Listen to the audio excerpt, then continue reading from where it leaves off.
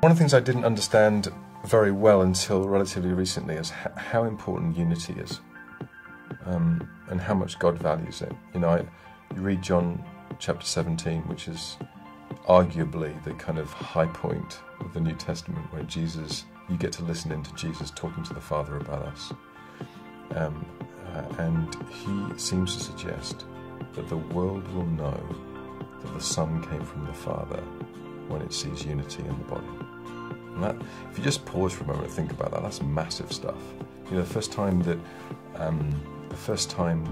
Christians are called Christians is in Antioch, and it's the first time that Jew and Gentile are together in church community, and it's incredibly powerful stuff, because that's so culturally powerful stuff.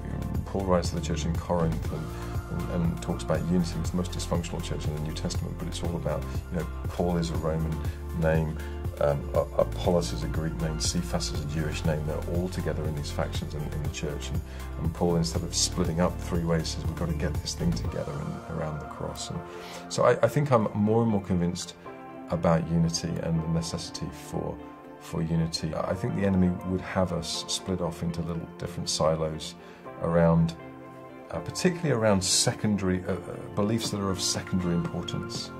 I know we don't practice this, or we don't have these people do this, or we don't do the other thing, or we brand ourselves in this way. And, really, I think the Spirit of God says, nah.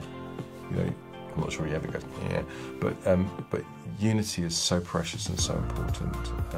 And if we really saw the full mobilization of the entire body of Christ for the total work of God, unified, not duplicating resources, not speaking badly about one another, working out who the enemy is and who the enemy isn't, I think we really might see a move of God in our generation that could change the world.